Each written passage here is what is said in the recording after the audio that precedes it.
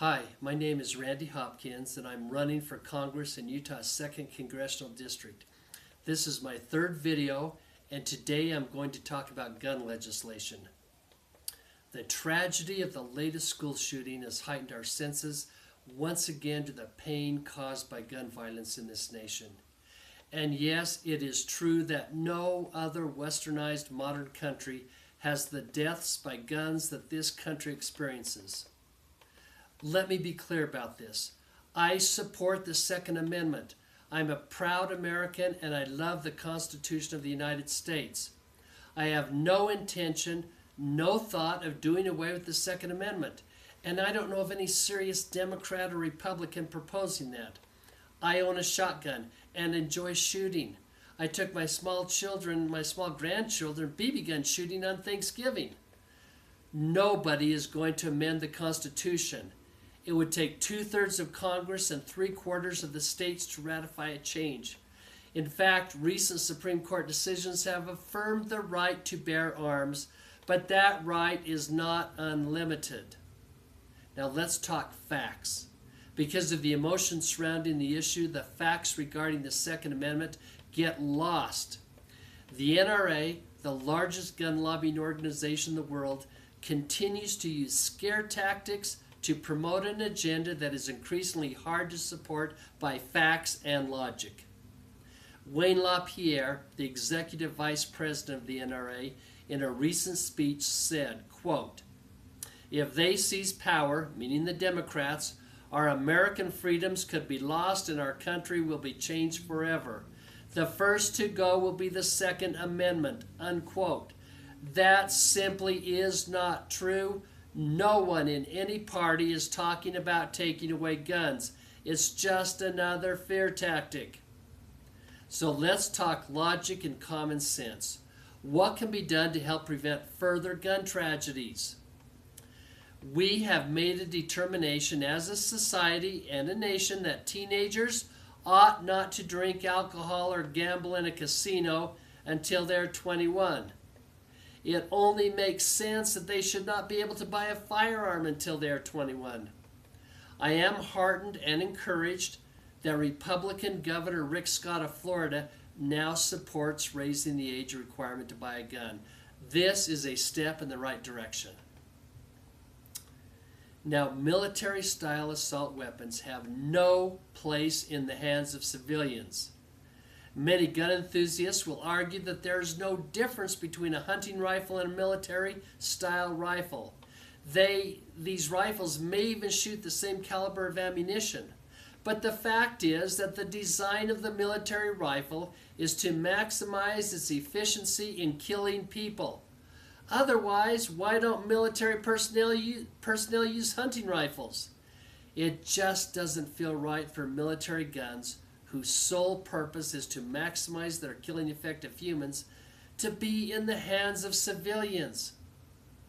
It is a flawed argument to state a person has a right to these weapons. Why don't I have a right to an automatic weapon, a machine gun?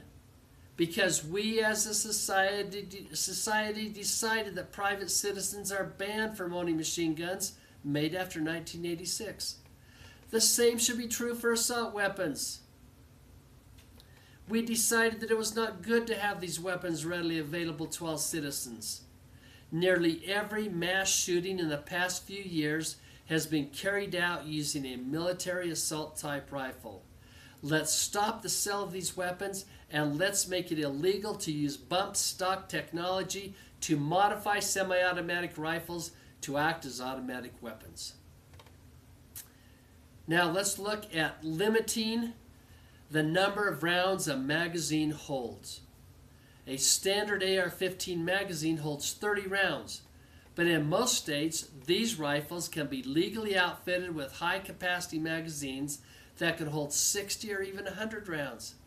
It doesn't make any sense for a civilian to have that capacity.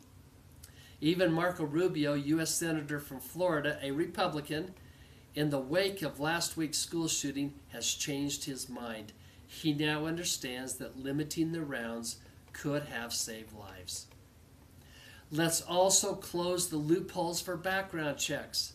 Recent polls show that the majority of Americans are in favor of more rigorous background checks and the need for better coordination and cooperation between government entities. An enhanced system that will prevent a person with mental illness access to guns. We need to create a system without any loopholes. One that applies to all gun sales transactions, even between private sellers. I support efforts to enhance the physical security of schools and other public buildings, but it isn't an either-or proposition. We should enhance the security at our schools, and we should limit access to guns that are meant to cause mass destruction of human lives. Let's also let go of the notion of arming school teachers. That is an ill-conceived idea. Teachers are not police officers, and we shouldn't be trying to make them become such. Think of the ongoing rigorous training required of police officers, and even with this intense, constant training, they still face difficult decisions on when to use deadly force. Our teachers should not be subjected to that burden. They should be focused on teaching. Why are we talking about how to stop a shooter in the hallways of a school rather than discussing how to prevent the shooter from acquiring guns and entering the school in the first place? Now, a word to all the young people. High school students who turn 18 this year, 20-year-olds, 30-year-olds. Remember, students in Florida are changing the national culture by taking a stand on this important issue. They have taken the first step, and now it's your turn to take the next step. Get out there, register to vote, and then vote. It's so simple. You can change the world by getting politically involved. Prayers and condolences are certainly needed for victims of gun violence, but they are not enough. We need to take action. Now, if these ideas make sense to you, then please consider voting for me. Even if you've always voted for a Republican, now is the time to change your vote. Let's stop this madness together. Please visit my website, randyhopkinsforcongress.org, and view my other videos on YouTube at Randy Hopkins for Congress. Thank you.